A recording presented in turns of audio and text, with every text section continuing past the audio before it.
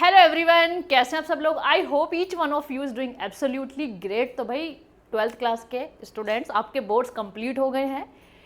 12th के boards के जो सब्जेक्ट्स थे उनसे आपने डील कर लिया है। तो भाई अब जो है आपको क्या करना है, अब आपको सीयूटी की प्रिपरेशन में लग जाना है। ठीक है, और देखो ये आपको पता ही है, डेट जो है एनटीए ने डेट जो एग्जाम डेट अनाउंस कर दी है। क्या डेट है, डेट दे रखी है उसमें 8 मई से 1 जून, मतलब जो आपकी टेंटेटिव डेट है, एग्जाम डेट जो है वो क्या है 8 मई है। तो अगर हम डेज काउंट करें तो आपके पास जो है प्रिपरेशन के लिए 40 से 45 डेज बचते हैं। ठीक है, देखो उसके लिए अब आपको क्या करना है, इन 40 से 45 डेज को कम्प्लीटली मैनेज करना है अपनी सीयूटी प्रिपरेशन के लिए। तो ठीक है, तो आज की वीडियो में जो है मैं आपको एक रोड मैप देने वाली हूँ बायो के बारे में। बायो का एक कम्प्लीटली रोड मैप दूंगी। उस बायो में जो है कौन कौन से इंपॉर्टेंट टॉपिक्स आ रहे हैं वो सब मैं बताऊंगी।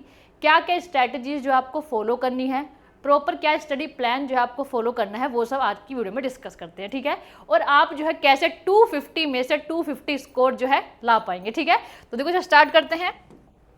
सबसे पहले अगर हम पेपर पैटर्न की बात करें, पेपर पैटर्न मैंने आपको पता ही है। पेपर पैटर्न क्या था, आपको जो है 50 क्वेश्चंस करने हैं, हर सब्जेक्ट के आएंगे 50 क्वेश्चंस, है ना। हर सब्जेक्ट के आएंगे 50 क्वेश्चंस। कितने टाइम में आपको करने हैं ये आपको 60 मिनट्स में करने हैं। ठीक है, 60 मिनट्स में 50 क्वेश्चंस करने हैं।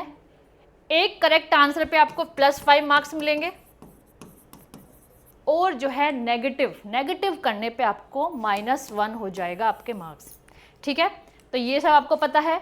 और इसमें जो आपको ये पता है कि आपका जो पेपर मोड है वो टोटली कंप्यूटर बेस्ड है। ठीक है, तो अब जो है अगर हम बात करें अपने सिलेबस की, अपने बायो के सिलेबस की अगर हम बात करें, तो इसमें जो इंपॉर्टेंट टॉपिक सबसे पहले हम डिस्कस करते हैं।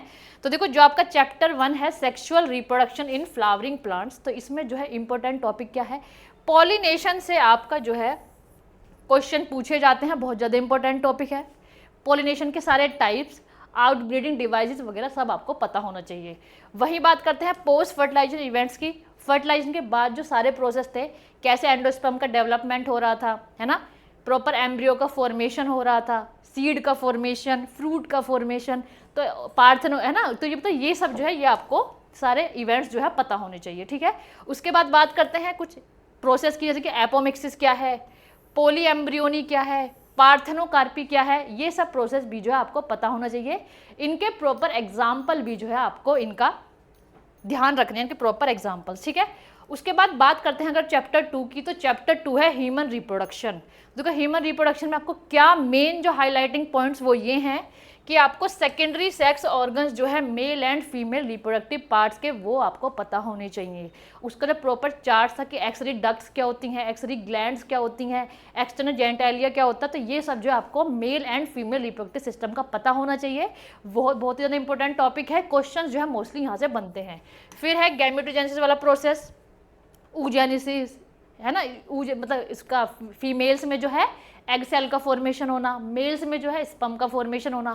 तो ये प्रोसेस जो है क्या, कहाँ पे माइटोसिस मियोसिस डिवीजन हो रहा था, कहाँ पे पोलर बॉडीज का फॉर्मेशन हो रहा था, तो ये सब जो है आपको ध्यान रखना है। मेंस्ट्रुअल साइकिल बहुत ही ज़्यादा इंपॉर्टेंट है। मेंस्ट्रुअल साइकिल में हार्मोन्स का लेवल, कब हार्मोन्स का लेवल बढ़ रहा है, कब हार्मोन्स का लेवल कम हो रहा है, फॉलिकुलर डेवलपमेंट कब स्टार्ट हो रहा है, कौन कौन से हार्मोन्स रिलीज हो रहे हैं, तो ये जो है आपको बिल्कुल जो है ध्यान रखना है इसके बारे में। फिर है पोस्ट फर्टिलाइजेशन इवेंट्स, है ना, फर्टिलाइजेशन के बाद के सारे इवेंट्स जो है ये भी आपको पता होना चाहिए, जैसे कि लैक्टेशन, पार्चुरेशन, है ना, ये सब जो है मैकेनिज्म, हार्मोन्स, इसमें कौन कौन से हार्मोन्स इन्वॉल्व थे, तो ये सब जो है इसके बहुत ही ज़्यादा इंपॉर्टेंट टॉपिक्स हैं। ठीक है, उसके बाद आते हैं चैप्टर 3 पे रिप्रोडक्टिव हेल्थ, जिसमें क्या थे, मेनली बर्थ कंट्रोल मेथड्स थे। तो पूरा बर्थ कंट्रोल मेथड्स का जो प्रॉपर फ्लो चार्ट था, है ना, कौन से उसमें परमानेंट मेथड्स थे, कौन से उसमें टेम्परेरी मेथड्स थे, वो जो है पूरा फ्लो चार्ट आपको पता होना चाहिए। बहुत ही ज़्यादा इंपॉर्टेंट टॉपिक है ये वाला। क्वेश्चन जो है मोस्टली यहाँ से बनता ही बनता है। उसके बाद सेक्सुअली ट्रांसमिटेड डिजीजेज, उसका प्रॉपर फ्लो चार्ट कि कौन से डिजीज़ का कौन सा पॉजिटिव एजेंट है, ये सब जो है आपको जो है अच्छे से पढ़ना है। उसके बाद कुछ यहाँ पे जो है टेक्नोलॉजीज बताई गई थी, इनफर्टिलिटी के रिगार्डिंग कुछ टेक्नोलॉजीज बताई गई थी, जैसे कि IVF, है ना, जिफ्ट, गिफ्ट, ये सब जो है टेक्नोलॉजीज जो है आपको पता होना चाहिए कि इन टेक्नोलॉजी में बेसिक जो था प्रिंसिपल क्या था। ठीक है, उसके बाद आते हैं अपने नेक्स्ट चैप्टर पे। नेक्स्ट चैप्टर है हमारा 4th वाला, principle of inheritance and variation, तो इसमें क्या पता होना चाहिए आपको, जो है मेंडल्स के लॉ, है ना, मेंडल्स के लॉ का जो है मतलब मेन सिग्निफिकेंस क्या था, ठीक है। उसके बाद क्रोमोसोमल थ्योरी ऑफ इनहेरिटेंस, बहुत ज़्यादा इंपॉर्टेंट है, क्वेश्चन जो है यहाँ से एक दो क्वेश्चन तो बन जाता है यहाँ से भी। लिंकेज एंड कॉम्बिनेशन से, और जो है जेनेटिक डिसऑर्डर, जिसमें जो है आपके क्रोमोसोमल डिसऑर्डर्स हो गए, मेंडेलियन डिसऑर्डर्स हो गए, ये सब जो है आपको अच्छे से पढ़ना है इस चैप्टर में, ठीक है। उसके बाद नेक्स्ट चैप्टर देखते हैं, मॉलिक्यूलर बेसिस ऑफ इनहेरिटेंस। इसमें जो है प्रॉपर आपको डीएनए का स्ट्रक्चर पता होना चाहिए, जितने भी वहाँ पे नंबर्स आ रहे थे, है ना, उसका डायमीटर हो गया, या फिर जो मतलब कि दो मतलब उसमें न्यूक्लियोटाइड बेस पेयर्स में कितना जो है डिस्टेंस है, तो ये प्रॉपर नंबर जो है आपको पता होना चाहिए। साइंटिस्ट के नेम आपको पता होना चाहिए। उसके बाद जितने भी एक्सपेरिमेंट्स थे जिन्होंने ये प्रूफ किया था कि जो डीएनए है वो जेनेटिक मटेरियल है, वो भी आपको एक्सपेरिमेंट विद साइंटिस्ट नेम जो है आपको पता होना चाहिए। उसके बाद ट्रांसलेशन का प्रोसेस, ट्रांसलेशन में जो आपका टीआरएनए था, टीआरएनए जो बहुत ज़्यादा इंपॉर्टेंट है, टीआरएनए से जो क्वेश्चन जो है यहाँ से भी बन जाता है, उसके जो स्टैंड्स वगैरह होती हैं वहाँ से क्वेश्चन बन जाता है। उसके बाद ह्यूमन जीनोम प्रोजेक्ट और जो है लैक ऑपेरोन, तो ये क्या थे, कुछ इसके इंपॉर्टेंट हाईलाइटिंग टॉपिक्स थे जहाँ से क्वेश्चन मोस्टली आते हैं। वहीं बात करते हैं अगर हम चैप्टर 6 इवोल्यूशन की, सबसे फर्स्ट वाला मिलर का experiment, mainly origin of life जहाँ पे इंट्रोड्यूस कराया गया था, adaptive radiation, convergent and divergent evolution के आपको प्रॉपर एग्जाम्पल्स ध्यान होने चाहिए, यहाँ से एमसीक्यू बहुत आता है ना, प्रॉपर इनके एग्जाम्पल्स ध्यान होने चाहिए। उसके बाद हार्डी विनबर्ग इक्विलिब्रियम, प्रॉपर आपको यह भी पता होना चाहिए। उसके बाद इंडस्ट्रियल मेलेनिज्म, इसमें जो है जितने भी कुछ एग्जाम्पल्स वगैरह दिए हुए हैं, है ना, वो भी आपको अच्छे से ध्यान रखने हैं। उसके बाद आते हैं चैप्टर 7 पे, ह्यूमन हेल्थ एंड डिजीज। इसमें क्या है, जितने भी डिजीज़ और पैथोजेंस हैं उससे रिलेटेड प्रॉपर फ्लो चार्ट वो आपको ध्यान रखना है इसमें। इम्यूनोलॉजी और जो है कैंसर वगैरह के, कैंसर के बारे में भी क्वेश्चन बन जाता है, ठीक है। उसके बाद आते हैं अपने नेक्स्ट चैप्टर पे, नेक्स्ट चैप्टर हमारा माइक्रोब्स इन ह्यूमन वेलफेयर।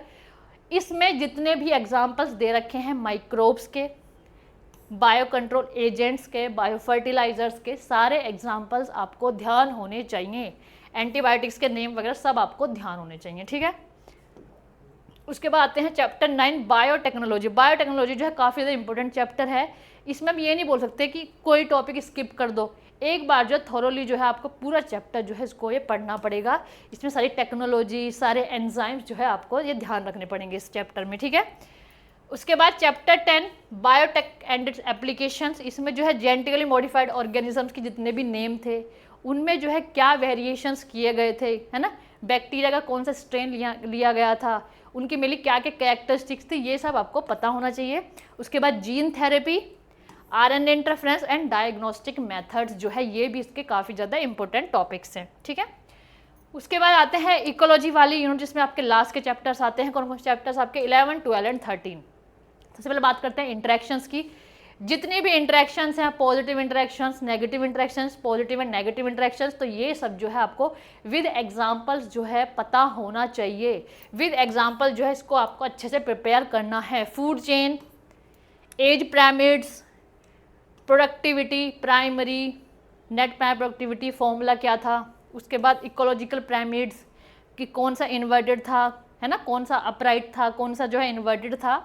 उसके बाद biodiversity conservation, in situ, ex situ, proper उनके एग्जाम्पल्स किस में कौन सी कैटेगरी आ रही है, तो ये जो है आपको अच्छे से प्रिपेयर करना है। एनवायरमेंटल पॉल्यूशन, है ना, तो ये सब क्या है आपको बढ़िया करके प्रिपेयर करना है।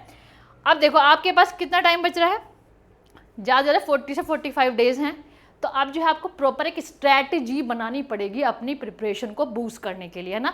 अपनी प्रिपरेशन को आप देखो ज़्यादा से ज़्यादा फोकस जो करना है, आपको एग्जाम्स वगैरह सब कंप्लीट हो गए हैं, ज़्यादा से ज़्यादा आपको प्रिपरेशन पे फोकस करना है। देखो आप क्या क्या स्ट्रैटेजीज जो है फॉलो कर सकते हैं अपनी प्रिपरेशन को बूस्ट करने के लिए। देखो सबसे पहले आपको क्या करना है, प्रीवियस ईयर क्वेश्चन पेपर्स को एनालाइज करना है एक बार। उससे जो है आपको प्रॉपर ये आइडिया हो जाएगा कि कौन से टॉपिक से कौन से जो है एमसीक्यूज सबसे ज़्यादा आ रहे हैं, ठीक है। जैसे मैंने आपको बायो का बता दिया, बायो में जो ये सारे मैंने अभी हाईलाइटिंग पॉइंट्स बताए हैं, जितने भी हाईलाइटिंग कॉन्सेप्ट्स बताए हैं, यहीं से जो है मोस्टली मेजोरिटी एमसीक्यूज वहीं से आ रहे हैं, ठीक है। तो सबसे पहले क्या करना है आपको, PYQs देखना है एक बार, प्रॉपर एनालिसिस करना है उनका। उसके बाद उससे आपको PYQs देख के क्या समझ में आ जाएगा कि भाई इनमें इंपॉर्टेंट टॉपिक्स कौन कौन से हैं, ठीक है, उनको जो है प्रायोरिटाइज कर लेंगे इंपॉर्टेंट टॉपिक्स को। उसके बाद एक प्रॉपर स्टडी प्लान बनाना है कि भाई मुझे ये टॉपिक आते हैं, इतना नहीं आता, ये आता है, प्रॉपर जो है अपना स्टडी प्लान बनाना है। सबसे पहले सिलेबस को आपको ब्रेक डाउन करना है कि भाई कितना सिलेबस मुझे पता है, कितना मुझे यहाँ पे अभी न्यू पढ़ना है, कितना मैं पढ़ चुका हूँ, रिवाइज करना है। तो प्रॉपर जो आपको ब्रेक डाउन करना है सिलेबस को, मुझे इतने टाइम में इतने सिलेबस को कवर करना है। उसके बाद डेली गोल्स को सेट करो कि भाई आज जो है मुझे कंप्लीट 2 चैप्टर्स कंप्लीट करने हैं, है ना। तो इस टाइप से अपना डेली गोल अचीव करने की कोशिश करो। उसके बाद जो है रियलिस्टिक टाइमलाइंस, मतलब ऐसा नहीं है कि भाई सुबह उठती जो है आपने टाइम टेबल तो पूरा बना लिया कि भाई आज तो मैं 10 घंटे पढ़ूंगा, लेकिन क्या पढ़ा लास्ट में, क्या हुआ, लास्ट में सिर्फ 2 घंटे पढ़े। तो भाई ऐसा भी नहीं करना है। जितना देखो अपने आप का सबको पता होता है कि कोई दिन में जो है कितना पढ़ सकता है, तो ये जो है आपको प्रॉपर पता होना चाहिए, अपनी रियलिस्टिक टाइमलाइन आपको पता होनी चाहिए कि आप जो है एक दिन में 4 आवर्स पढ़ सकते हो, 6 आवर्स पढ़ सकते हो, 8 आवर्स पढ़ सकते हो। तो इस टाइप से एक रियलिस्टिक टाइमलाइन जो है आपको अपनी बनानी है, ठीक है। उसके बाद बात करते हैं, कोई भी ऐसे टॉपिक्स हैं जहाँ पे माइंड मैप से या प्रॉपर ट्रिक्स से या डायग्राम से आप उसको ईजिली समझ पाओगे और ईजिली जो है प्रॉपर उसको एक ही, है ना, प्रॉपर उसको एक ही नोट फॉर्म में जो है पूरा प्रिपेयर कर पाओगे। तो सबसे बढ़िया यही तरीका है कि पूरे चैप्टर को ऐसे नहीं पढ़ने की बजाय, है ना, कोई लॉन्ग टॉपिक है जैसे, तो उसको जो उसकी ना माइंड मैप्स बना लो। माइंड मैप्स के बाद जो उसमें डायग्राम्स की हेल्प से प्रॉपर लेबल कर लो कि भाई ये जो है, ये जहाँ पे ट्रिक्स की ज़रूरत लग रही है तो वहाँ पे ट्रिक्स लगा लो कि भाई इस इसका ये एग्जांपल है तो उसको ट्रिक्स फॉर्म में जो है आप उसको यूज़ कर सकते हैं ना। ट्रिक्स बना के जो है उन एग्जांपल्स को आप जो है ज़्यादा से ज़्यादा टाइम के लिए ध्यान रख सकते हैं, ठीक है। उसके बाद यूज़ इफेक्टिव स्टडी मटेरियल। अब ये नहीं है लास्ट टाइम पे, देखो आपको यही पता है, ये चीज़ आपको पता भी है कि भाई देखो ये CUT का सिलेबस क्या है, जो NCERT जो 12th के NCERT वाला सिलेबस है वही इसका सिलेबस है। अब ये नहीं करना कि भाई लास्ट मोमेंट पे कोई नई बुक लेके आ गए।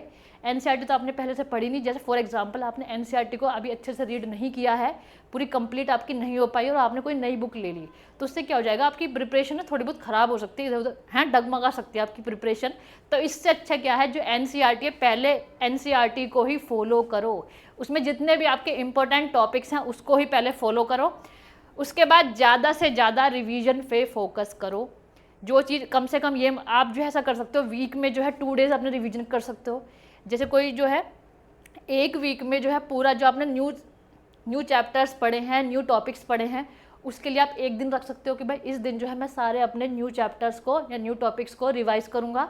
और एक दिन आप ऐसा भी रख सकते हो जिसमें आपने पहले का जो ऑलरेडी पढ़ा हुआ है उसको रिवाइज करने के लिए भी आप अपना कोई सेकंड डे भी रख सकते हो, ठीक है। तो इस टाइप से जो आपका रिवीजन जो है आपकी प्रिपरेशन को बहुत ही ज़्यादा बूस्ट कर देगा। उसके बाद ज़्यादा से ज़्यादा मॉक टेस्ट लगाओ, क्वेश्चन पेपर्स को प्रैक्टिस करो, है ना, मॉक टेस्ट पेपर्स को प्रैक्टिस करो, उससे जो है आपको पता चल जाएगा कि आपकी प्रिपरेशन कितनी है, क्या क्या आपके वीक एरियाज हैं, सब आपको आप इजीली जो है आइडेंटिफाई कर पाओगे, ठीक है। उसके बाद एक हेल्दी रूटीन फॉलो करो। हेल्दी रूटीन भी जो है बहुत ज़्यादा ज़रूरी है अगर आप जो है अपने प्रॉपर स्टडी प्लान बनाना चाह रहे हो।